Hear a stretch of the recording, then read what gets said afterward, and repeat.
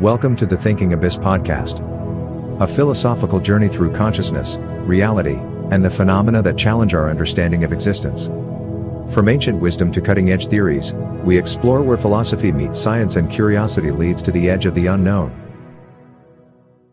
Imagine stepping off a really bustling city street and walking straight through the sliding glass doors of this pristine, brightly lit medical clinic. Right. And the receptionist greets you by name. You're led into this quiet, climate-controlled room, and they ask you to lie down on a contoured, incredibly comfortable bed.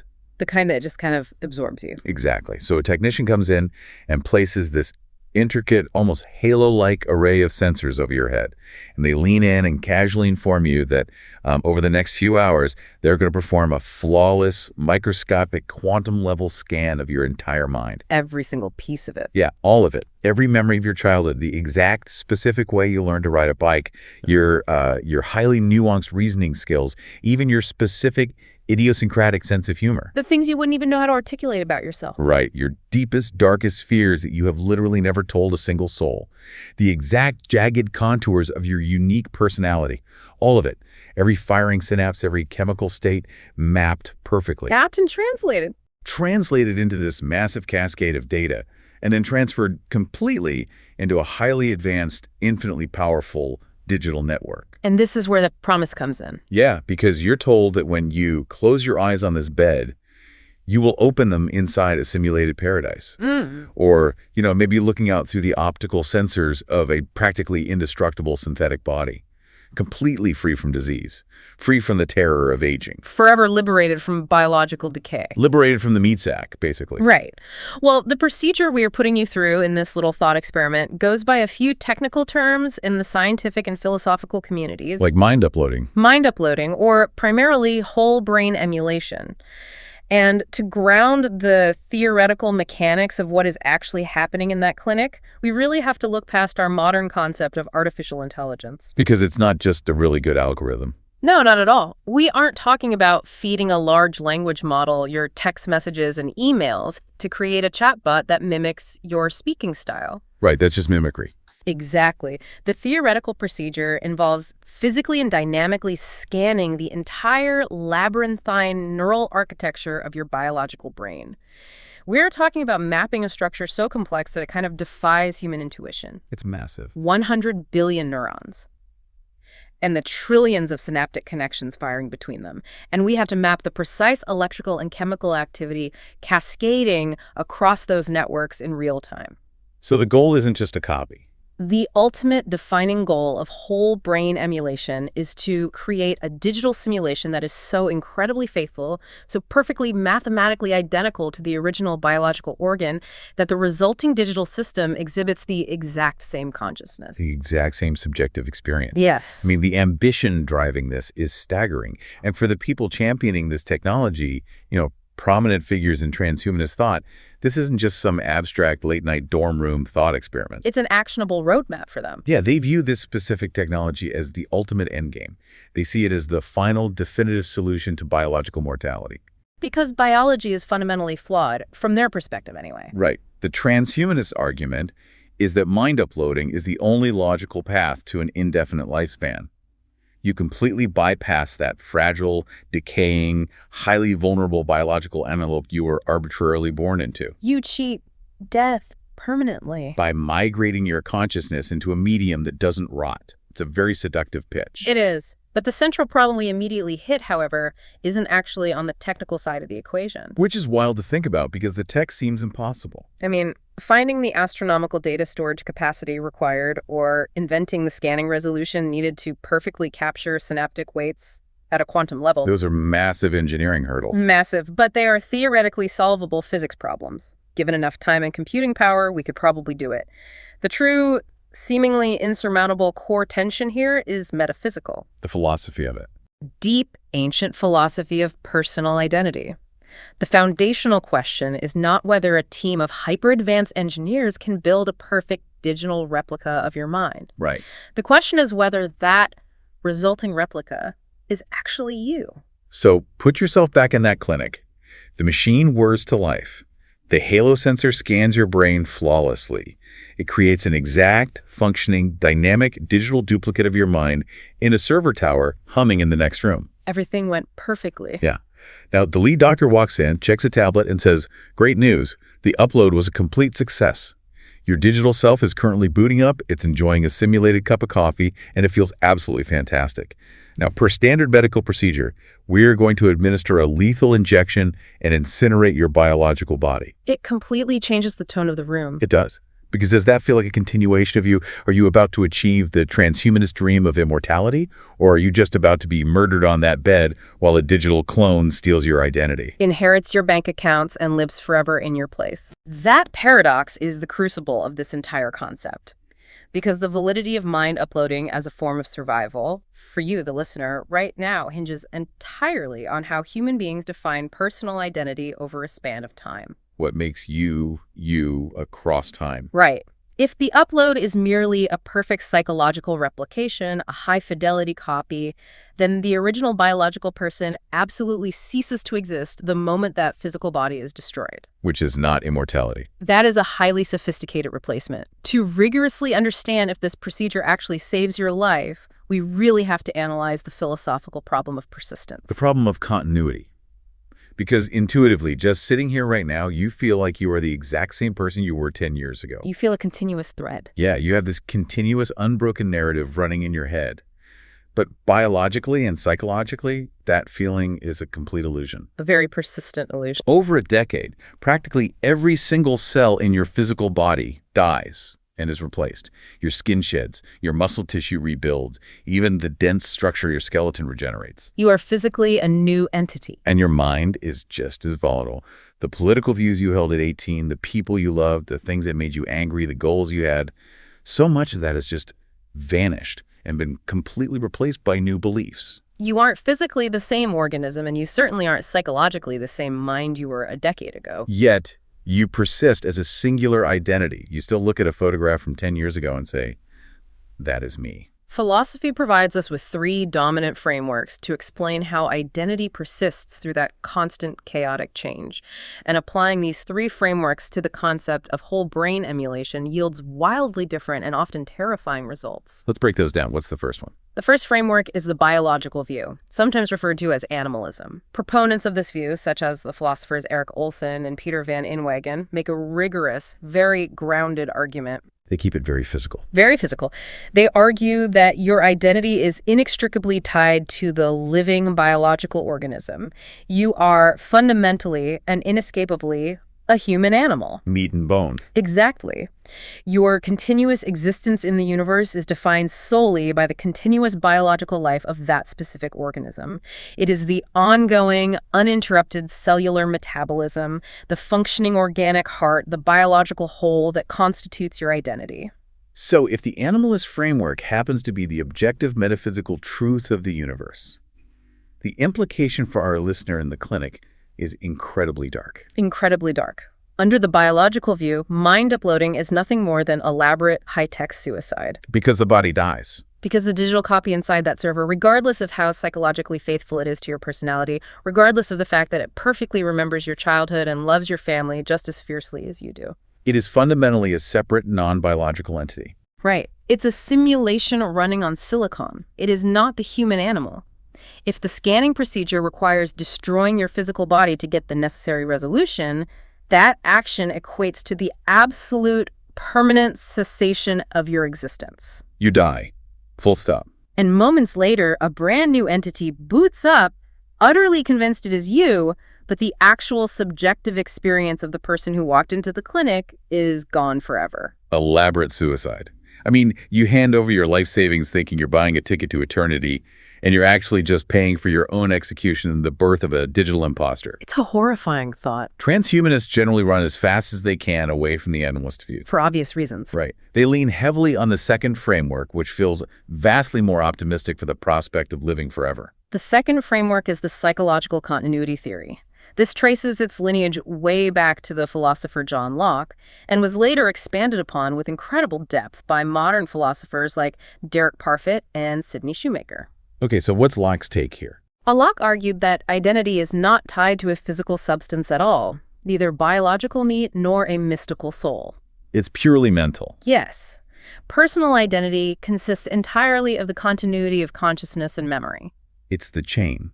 It's the unbroken sequence of your memories, your underlying beliefs, your unique intentions, and the specific quirks of your personality. Under this framework, you are simply because you remember being you yesterday. And the person yesterday remember being you the day before that. It's like a psychological relay race. That's a great way to put it. And the crucial concept that emerges from the psychological continuity theory is substrate independence. Substrate independence. If identity is purely a psychological pattern, a complex informational chain of memories and traits, then the physical substrate hosting that pattern is completely irrelevant to the question of survival. It doesn't matter what the hardware is. Exactly. Whether your mind is running on the carbon-based biology of a wet organic brain or the silicon-based computation of an advanced supercomputer, it fundamentally does not matter. The pattern is the person. The medium is just the carrier. Think about moving from wetware to hardware, like transferring a save file in a massive open-world video game. I like this analogy. You've been playing this game for hundreds of hours on an old, dusty console. You finally upgrade to a brand new, incredibly powerful machine. The physical hard drive changed. The microchips are totally different. The plastic casing is different. But when you load that save file, The progress, the inventory, the exact location of your character in the digital world is exactly the same. Under the psychological continuity view, mind uploading is a beautiful endeavor. because if the scanning process perfectly and faithfully preserves that unbroken psychological chain, your identity absolutely survives the destruction of your body. You literally just swapped out the decaying hardware you were running on. It provides a very elegant, structurally sound justification for the transhumanist goal. But we must introduce the third, perhaps most radical framework of identity. This is the one that really messes with people. It is. This is often referred to in philosophy as the no further fact view. This is the framework that truly melts your brain when you try to apply it to your own life. It has deep, ancient roots in Eastern traditions, particularly Buddhist philosophy and the concept of non-self, or anatta. But it also forms the rigorous core of Derek Parfit's later incredibly influential work in Western philosophy. So what does no further fact actually mean? It argues that there is no Cartesian ego.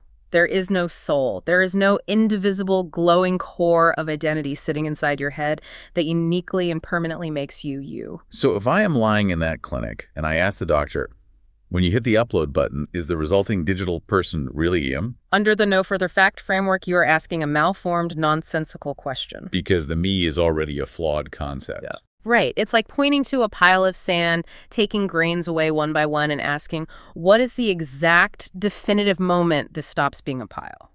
There is no exact moment. There is no deep, underlying metaphysical fact of the matter about what constitutes a pile.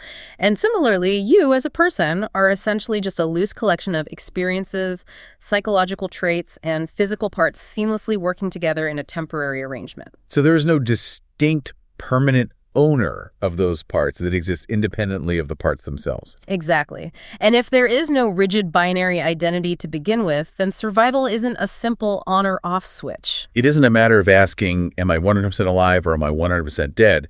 Survival becomes a matter of degree. Yes. The focus shifts entirely away from trying to preserve a magical, elusive self that doesn't actually exist, and shifts entirely toward the preservation of the elements of your life that you actually value. And what does a human being actually value when they face death?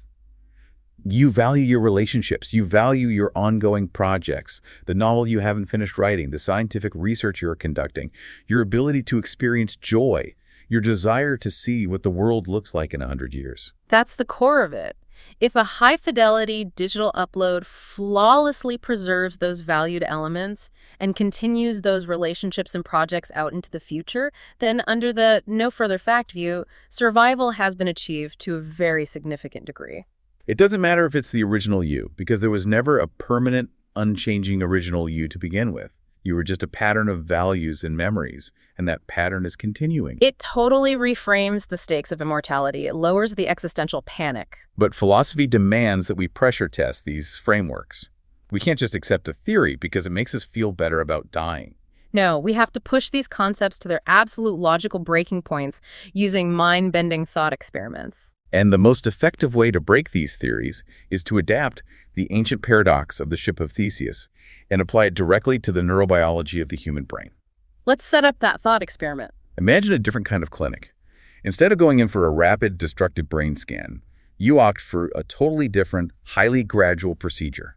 You are awake, fully conscious, and sitting comfortably in a surgical chair. A bit more relaxing than the lethal injection scenario. A little bit. So a microscopic surgical robot, no bigger than a red blood cell, enters your skull. It navigates to exactly one biological neuron. It perfectly analyzes that neuron's connections, its chemical state, its electrical charge, and then it instantaneously destroys that single organic cell and replaces it with a microscopic, functionally identical silicon chip. Now, you possess roughly 100 billion neurons.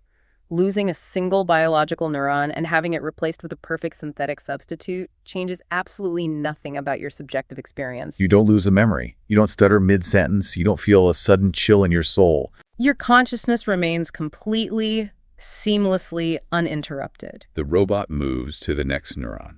It replaces it, then the next, then 1,000, then 1,000,000. Over the course of an entire year, while you are awake, going to work, talking to your friends, eating dinner, the robots gradually replace every single organic neuron in your head with functional silicon equivalents, one by one. And because your stream of consciousness is never broken during this year-long process, the intuitive feeling of continuity is overwhelmingly strong.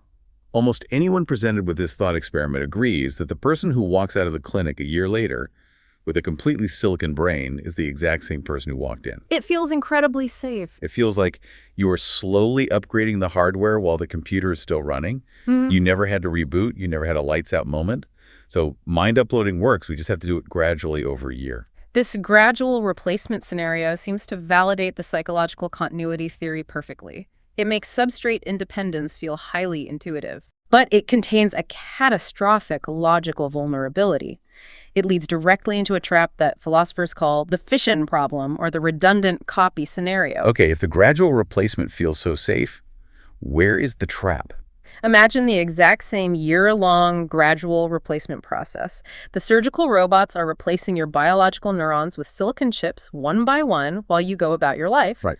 However, in this scenario, the robots do not destroy the biological neurons they remove. Oh, no. Instead, they carefully extract them, keep them perfectly alive in a highly advanced nutrient bath, and gradually reassemble them into a complete functioning organic brain in a vat right next to you. So at the end of the year, I am standing there looking in a mirror. I have a fully silicon, immortal brain in my head. I feel completely like myself. But over on the surgical table, the doctors have completely reassembled my original biological brain, and they drop it into a cloned biological body. You are now faced with a profound, universe-breaking dilemma. You have two completely distinct entities standing side by side in that clinic. And both of them have an absolutely equal, flawless, unshakable claim to the original identity. The biological you standing by the table looks at the silicon you and says, I am the original.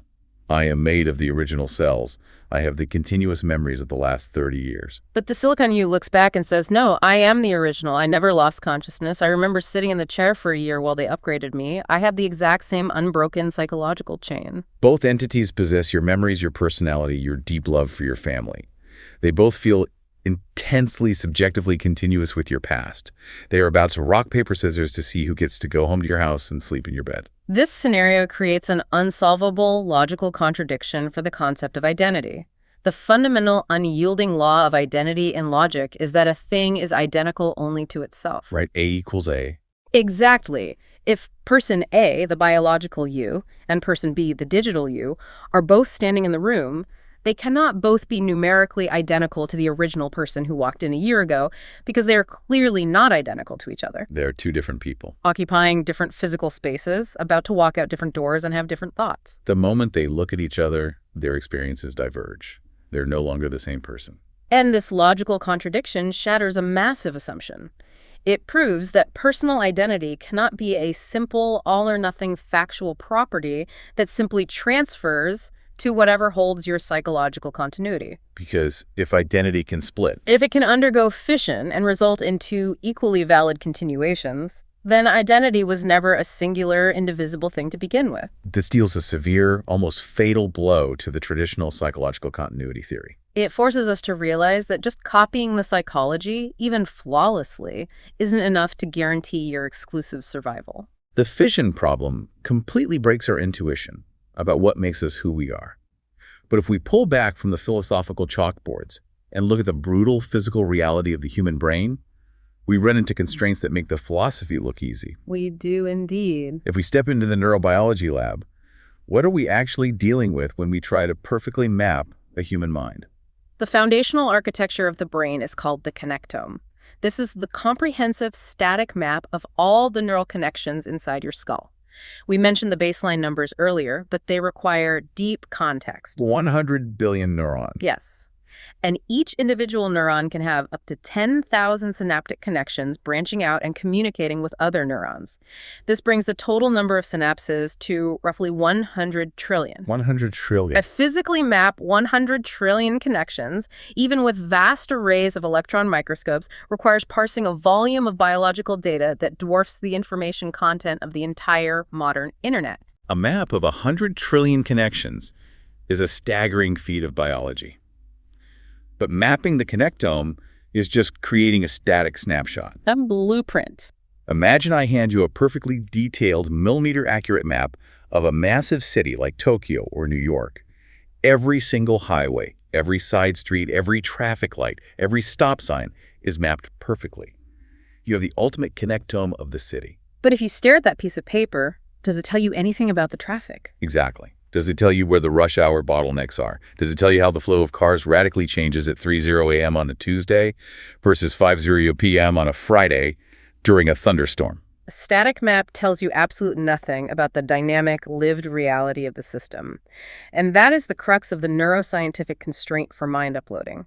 A static structural map of the brain, no matter how perfectly resolved, is profoundly insufficient to capture a living, experiencing mind. Going beyond the map and capturing the dynamic state is where the true impossibility lies. Because the streets in your brain aren't paved with concrete. They're constantly changing size, speed limits, and directions. The scientific term for this is synaptic plasticity. Right. The brain is not a static hard drive.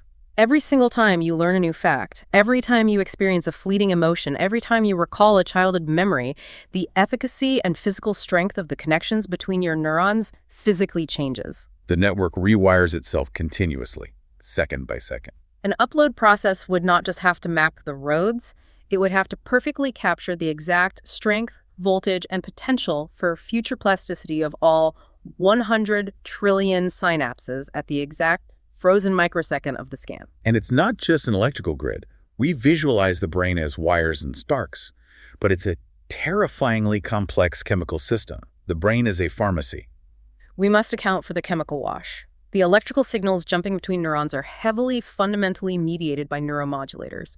We are talking about chemicals like dopamine, serotonin, noradrenaline, acetylcholine. If a neuron fires an electrical pulse, the actual meaning of that pulse, the way the rest of the brain interprets it and reacts to it, completely changes depending on whether the brain is currently bathed in a high concentration of dopamine or a high concentration of cortisol. The exact same electrical spark could mean, I am incredibly happy, motivated, and safe, or it could mean, I am terrified, anxious, and under mortal threat, based entirely on the surrounding chemical environment. You cannot simply simulate the electrical pulses in a silicon network. You have to perfectly simulate the immensely complex fluid dynamics of the chemical wash they're swimming in, mapped across highly specific, localized regions of the brain in real time. And if the connectome, the plasticity, and the chemical wash weren't enough, we have to consider the unforgiving nature of temporal dynamics. The exact timing of the sparks. The rhythm of neural firing sequences is itself a carrier of critical information. If a signal traveling from your visual cortex arrives at your prefrontal cortex a single millisecond too late, or slightly out of phase with the corresponding auditory signal, the cognitive outcome, what you actually perceive, what you think, how you react, changes completely. We aren't just taking a high-resolution photograph. We are trying to perfectly freeze, map, and digitally restart a chemical, electrical, temporally precise hurricane of 100 trillion connections. If the timing in the digital simulation is off by a fraction of a millisecond, the digital mind might completely misinterpret reality. It might see a smile as a threat. It might hear a symphony as terrifying static. It is a hurdle of staggering, almost incomprehensible complexity. But let us engage the transhumanist optimism. Let's assume that a century from now, we build a quantum supercomputer capable of doing all of that perfectly. We map the connectome, we simulate the plasticity, we digitally render the chemical wash, we nail the temporal dynamics down to the femtosecond. We have a perfect running digital brain. We still face a massive, terrifying problem rooted in cognitive science, the embodied mind thesis. This is the blind spot in almost all science fiction that deals with uploading. We treat the human brain like a desktop computer tower.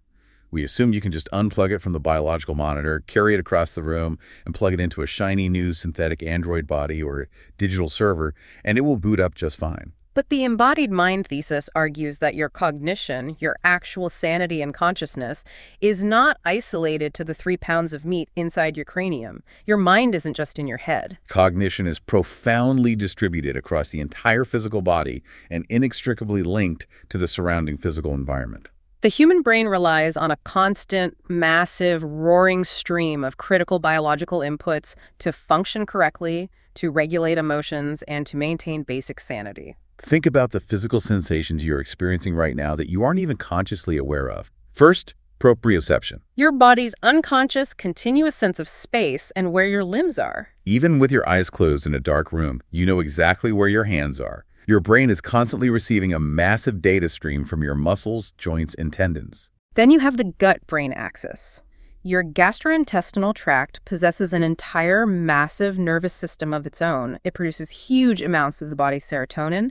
It is constantly sending emotional and physiological signals up the vagus nerve to the brain. You also have the continuous massive hormonal regulation from the endocrine system, the thyroid, the adrenal glands. You have the constant, rhythmic, highly stabilizing physiological sensations of your heartbeat thudding in your chest, and the expansion and contraction of your lungs during breathing. We tune all of that out as background noise. But cognitive scientists are realizing it isn't noise at all. It is deeply constitutive of your cognitive processes. Your brain did not evolve in a void. It evolved over millions of years inside a highly specific biological body. Its entire architecture, its emotional regulation centers, its threat detection systems are explicitly designed to process, regulate, and respond to that specific biological feedback loop. The implication here for mind uploading is incredibly severe. If you abstract a human mind from its physiological context, if you rip the brain's data out of the body and boot it up in a digital void, or even inside an imperfectly simulated virtual body, you risk creating a fundamentally traumatized, unrecognizable entity. Imagine waking up inside that server. You open your digital eyes, but you have no heartbeat.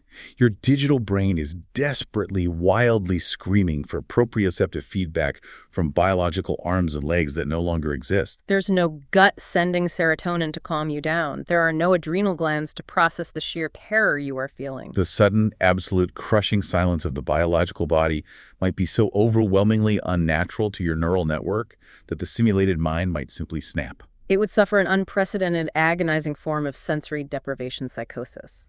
You wouldn't be immortal, you would be trapped in an eternal panic attack.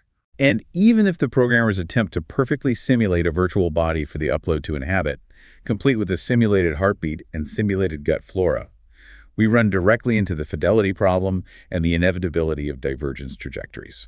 Because in physics and computer science, nothing is ever truly perfect. No physical scanning process and no digital simulation can be 100% physically perfect at the quantum level. Approximation errors, floating point rounding errors, and slight data compression artifacts are an absolute inevitability. In a simple system, a tiny error doesn't matter. But the brain is the most complex, chaotic system in the known universe.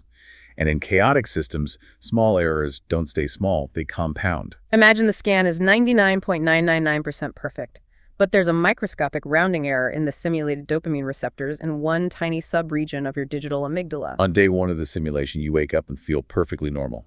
You are functionally identical to the biological you. But every single second, millions of times a day, that tiny error causes the digital you to react slightly differently to stress, slightly differently to joy. Over the runtime of the simulation, these microscopic initial errors compound exponentially. A month into the simulation, the digital upload is faced with a difficult moral choice or a complex interpersonal conflict with a simulated friend. Because of the compounding divergence caused by the approximation errors, the upload makes a decision or reacts with a sudden burst of violent anger that the original biological person never ever would have made. The butterfly effect raging inside your own simulated mind. The trajectories of the biological you and the digital you diverge completely. And this forces us to ask a deeply uncomfortable threshold question. At what exact percentage does an imperfect copy cease to be you? If the brain scan is 99% accurate, are you willing to accept that resulting mind as you? What if the scanning technology maxes out at 95% accuracy? You lose 5% of your nuanced childhood memories, 5% of your emotional self-control, 5% of your empathy. Is that still a continuation of your identity, or did you just pay millions of dollars to create a brain-damaged clone? There is no clear scientific, biological, or philosophical line to draw. It is a terrifying spectrum of decay. But as concerning as divergence and the loss of the physical body are, they pale in comparison to what philosophers and neuroscientists consider the absolute most unsettling part of this entire analysis. The hard problem of consciousness. Yes. We have to draw a massive, incredibly important distinction between a machine that processes information and a mind that actually experiences it. This specific domain belongs to the philosopher David Chalmers. He coined the term the hard problem of consciousness to highlight a profound, gaping, explanatory hole in our scientific understanding of the universe. Neuroscience is very good at explaining functional mechanisms, what Chalmers calls the easy problems. We can map exactly how the human eye receives photons, how the optic nerve transmits those electrical signals, and how the visual cortex computes that visual data to recognize a face. But the hard problem is explaining why all that biological number crunching is accompanied by a subjective experience. Why does it actually feel like something to see the color red? Why does a minor chord sound inherently sad? Why does the smell of rain trigger a wave of nostalgia? Philosophers call these subjective feelings qualia.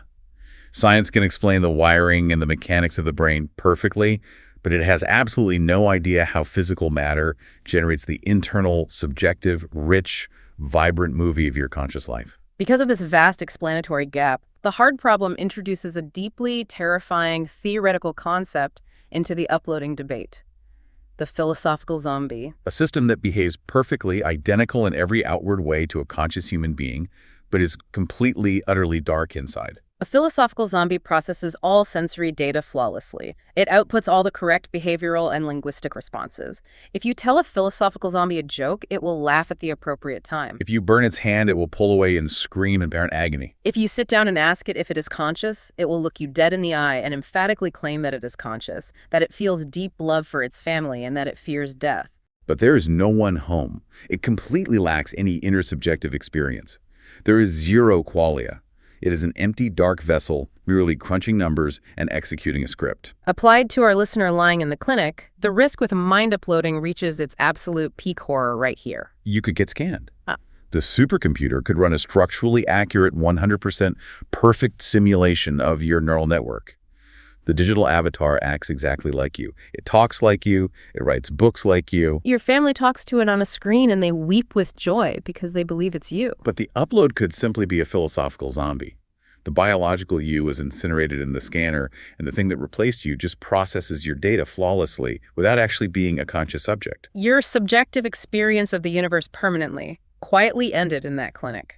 To determine if a digital upload would be a philosophical zombie or a truly conscious experiencing entity, we are entirely dependent on which neurobiological theory of consciousness eventually proves to be correct. And specifically, we must look at how these competing theories view substrate independence. Let us deeply examine two leading, vastly different theories. First, Integrated Information Theory, or IIT, developed by the neuroscientist Giulio Tononi. IIT is a highly mathematical approach to consciousness. It posits that consciousness is not a magic spark. It is a fundamental, irreducible property of physical systems that integrate information. It measures this physical integration with a mathematical value called phi. The higher the phi, the more conscious the system is. Biological brains have massively interconnected, highly recurrent neural loops that physically feed back into each other constantly, resulting in incredibly high phi. But if IIT is the true law of the universe, the implication for mind uploading is devastating. Think about how a standard digital computer is physically built. Even the most unimaginably powerful quantum supercomputers of the future primarily rely on feed-forward architectures. The physical microchips and logic gates process data in a highly linear, sequential, non-integrated way at the base hardware level, even if the software they are running is desperately trying to simulate a recurrent biological network. Because the physical hardware architecture of a computer lacks true, fundamental physical integration, IIT dictates that digital computers have massively low phi. Even if the supercomputer has enough raw processing power to perfectly simulate the outward behavior of a human brain, the physical system itself does not generate consciousness. Under integrated information theory, if we upload you to a server, the result is definitively, scientifically a zombie. It would be functionally brilliant, it would be indistinguishable from you from the outside, but it would possess minimal to zero actual consciousness compared to your biological brain. Lights are on, but nobody is home. You died for nothing. However, we must contrast that bleak outcome with a competing, vastly different model, the global workspace theory, or GWT, proposed by cognitive researchers like Bernard Bars and Stanislas Dehaene. Global workspace theory uses a great metaphor to explain consciousness. It suggests the human brain operates like a theater. Yes, a global cognitive workspace. GWT suggests that the vast majority of your brain's processing unconscious processes, like regulating your heartbeat or searching for a word, takes place in the dark, offstage in specialized modules. Consciousness only occurs when specific information is brought out from the dark and placed onto the brightly lit stage of the workspace, where it is globally broadcast and made simultaneously available to all the other specialized cognitive modules in the brain. And this theory is vastly more favorable to the transhumanist dream. Completely favorable. Because under global workspace theory, consciousness is merely a functional process of data architecture. It is about how information is routed and shared. It is not a magical property inherent only to biological tissue. It strongly implies that silicon could host consciousness just fine. As long as the digital architecture of the upload allows for that exact same kind of global data availability and broadcasting between the simulated modules, the system will generate real subjective experience. Under GWT, the upload would genuinely be conscious. It would actually feel the warmth of the simulated coffee. It would truly experience the deep, subjective joy of seeing its family. We arrive at a profound, terrifying precipice. Depending entirely on which deeply unproven, highly debated neurobiological theory of consciousness is ultimately correct, an upload is either a seamless, beautiful continuation of your inner subjective life, or it is a completely dead, unfeeling automaton and you committed elaborate suicide. It highlights the extreme theoretical peril of the entire transhumanist endeavor. It is the ultimate blind gamble.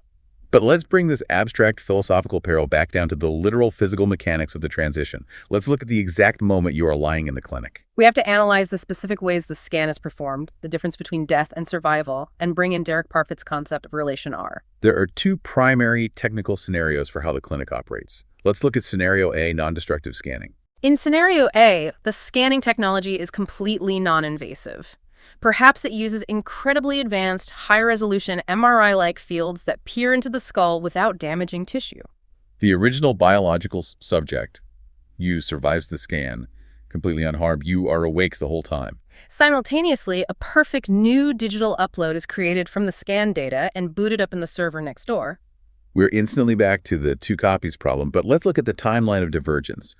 The moment the scan is complete, the biological you gets up off the bed, feels relieved the procedure is over, and walks out the sliding glass doors into the sunny street. You feel the warmth of the sun on your skin. You decide to grab a sandwich. At that exact same moment, the digital you wakes up in a simulated environment, looks around a digital room, and begins talking to a software technician. You are instantly accumulating completely different experiences. You are now two entirely different people who just happen to share a past. And crucially, for the listener who walked into that clinic seeking immortality, the eventual, inevitable, natural death of the biological original is still a true death from that original perspective. You, the biological entity walking down the street eating a sandwich, will still eventually age, get sick, and die. Your biological stream of consciousness will permanently end. The digital upload isn't you. It is merely a survivor. It's a psychological twin that gets to live forever, carrying on your legacy, maybe writing books under your name, but it is not a direct continuation of your subjective experience. You still die. Which logically pushes many theorists toward the darker alternative. Scenario B, destructive scanning. Scenario B requires that the original biological brain is systematically disassembled, sliced, or chemically destroyed during the scanning process itself in order to achieve the necessary microscopic quantum resolution. This forcefully avoids the fission problem. There is never a moment where a biological you and a digital you exist simultaneously to argue over who is real. But destroying the brain introduces what I call the continuity gap. The biological brain is destroyed on the table. Your stream of consciousness is permanently, violently broken. The lights go out. Then maybe minutes, maybe days later, the digital simulation finally boots up. Is that a true continuation of you, or is that just a brand new entity that has been initialized with the original's data?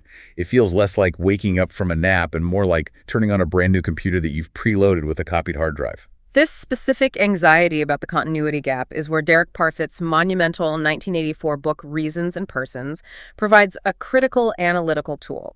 Parfit, grappling with these exact types of teleportation and duplication paradoxes, argues for a complete radical shift in how we evaluate survival and identity. He tells us we are agonizing over the wrong thing entirely. He suggests we should completely abandon our rigid, intuitive, biological obsession with numerical identity, the desperate idea that there must be a strict, mathematical, one-to-one, unbroken continuity of a singular self. Instead, he says we should focus entirely on what he calls relation R. Relation R being psychological connectedness and psychological continuity. His central, groundbreaking argument is that strict personal identity is not actually what matters in survival. What truly matters, what you actually care about when you strip away the philosophical ego and the fear of death, is the survival of your underlying projects, your cherished memories, your future intentions, and your deep-seated values. If those specific psychological traits persist into the future, what does it truly matter if the original biological vessel is destroyed? The ethical ambiguity here is pushed right back onto you, the listener. Let's say you choose scenario B, the destructive scan. You are making an ultimate trade-off. You are willfully sacrificing your biological continuity, the continuous beating of your specific heart, the unbroken stream of your biological consciousness. But, as Parfit might point out, you are going to lose that biological continuity eventually to natural death anyway. Biology is doomed from birth. Biological cessation is the only absolute guarantee in life. So you sacrifice the doomed biological vessel slightly early to ensure that relation R, your psychological pattern, your memories, your personality, persists indefinitely in a robust, immortal digital substrate. You trade meat for data. But Parfit leaves us with a profound ethical ambiguity. He does not dictate whether making that sacrifice is inherently rational or irrational. He doesn't prescribe uploading as definitively good or definitively bad. Because it depends entirely on the weight the individual places on biological persistence versus psychological persistence.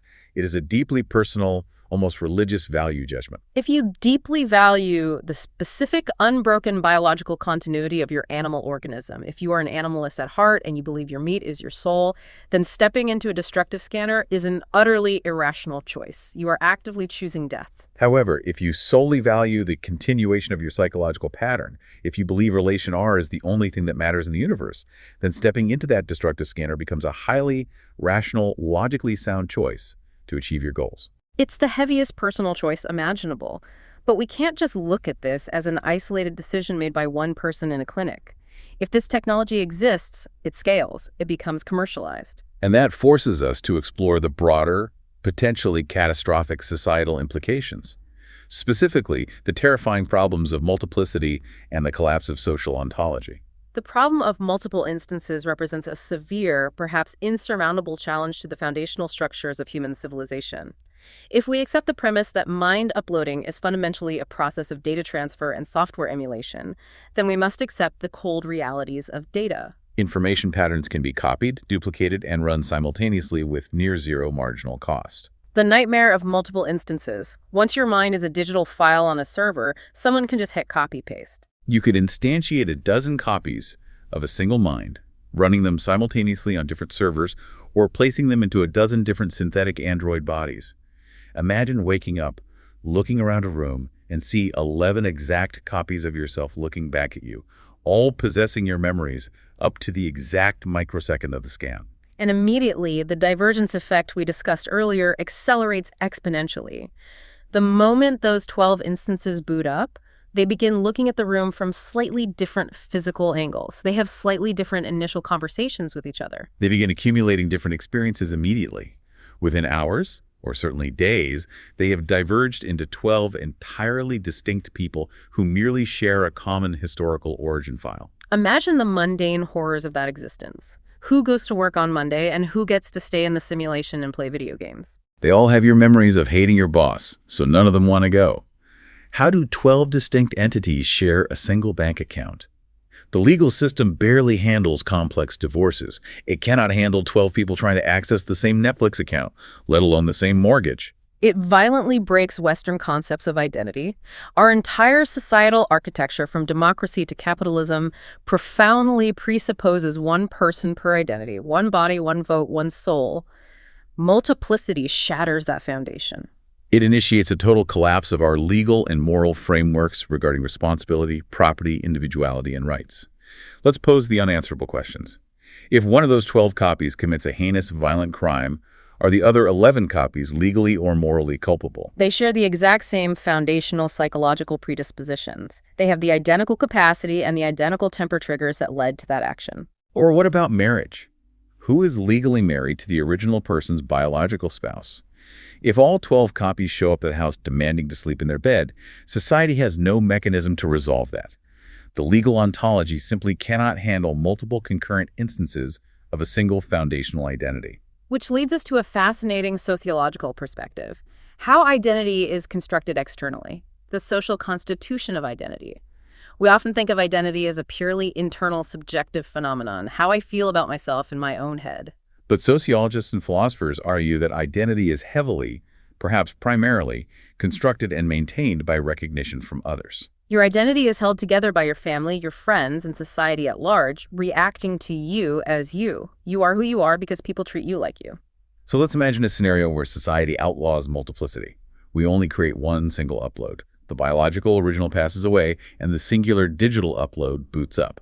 We could subject this upload to what we might call the Turing test of intimacy. I can picture this vividly. The grieving family walks into a room. There's a screen on a desk, or perhaps a highly realistic synthetic android sitting in a chair.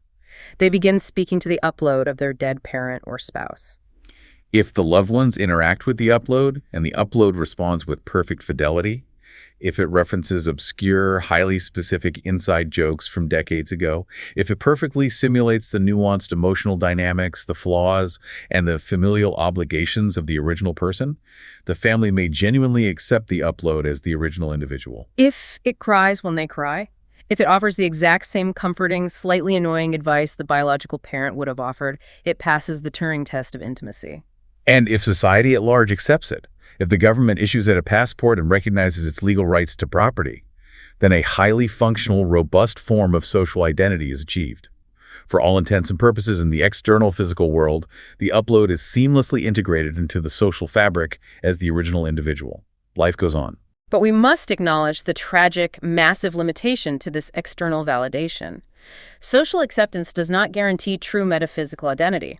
Society, and particularly a family in deep, agonizing mourning, can simply be collectively mistaken in attributing true personhood and unbroken internal continuity to a highly sophisticated simulation. That's the profound heartbreak of it. A grieving family might eagerly accept an imperfect echo, a philosophical zombie that merely mimics their loved one flawlessly, simply because the alternative, acknowledging the cold, absolute finality of biological death, is psychologically unbearable. Out of sheer desperation and grief, they are actively attributing a soul to a simulation. They are choosing the comforting, warm illusion over the dark, cold reality. To synthesize this immense matrix of uncertainty we've navigated, we're forced to summarize the stark, prevailing lack of consensus. The viability of whole brain emulation as a path to personal immortality depends entirely on fundamentally unresolved, perhaps unresolvable, questions in the deep philosophy of mind and theoretical neurobiology. We have laid out a matrix of potential outcomes based entirely on what eventually proves to be the underlying truth of the universe. If the psychological continuity theory is the absolute truth of identity, and substrate independence holds true, then mind uploading works beautifully. You survive, transitioning smoothly into a digital eternity, leaving your biological shell behind. However, if biological continuity, the animalist view, is the paramount truth of human existence, then uploading is unequivocally violently death, followed by the generation of a convincing, data-driven imposter. And if consciousness itself is fundamentally substrate-dependent, as neurobiological theories like integrated information theory strongly suggest, then uploading merely creates a nightmare. Philosophical zombies, functioning, smiling replicas utterly devoid of subjective experience. A universe filled with talking, working machines that feel absolutely nothing inside. Ultimately, deciding to undergo this theoretical procedure, stepping into that clinic and lying down on that bed, is the ultimate gamble of existence. It is a profound, irreversible wager based entirely on deeply unproven theories of the self. It makes you realize how little we actually know about what we are, sitting here right now. Perhaps the true conceptual breakthrough required here isn't technological at all. It might require reframing our definition of immortality altogether. We may need to abandon the desperate human desire for the continuous, unbroken, subjective experience of the I. Letting go of the ego. Accepting that the biological me has an expiration date. We must reframe immortality not as personal subjective survival, but solely as the preservation of the content. It is about the preservation of a life's work, the encyclopedic archiving of your memories, the continuation of your relational patterns, and the transfer of your unique knowledge to the future.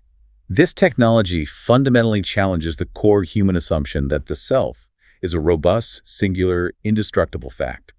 It suggests instead that what we call the self is merely a collection of fragile, temporary continuities. It forces us to look in the mirror differently. So for you listening, considering the sheer fragility of that continuity might change how you view your own consciousness today. It is a question of whether preserving the pattern is enough, even if the original canvas is definitively destroyed. But I want to leave you with one final, deeply unsettling thought to ponder on your own, building on everything we've just unpacked about continuity, memory, and substrate independence. If true survival is just a matter of preserving your psychological pattern and biological physical continuity doesn't actually matter, how do you know your current biological body isn't already a highly advanced temporary replica? What if it was perfectly initialized this morning, complete with all the memories of a person who ceased to exist entirely when they went to sleep last night? If the unbroken pattern is all that matters, and you feel perfectly continuous right now, maybe you've already been uploaded, instantiated, or copied 1,000 times, you just don't know it.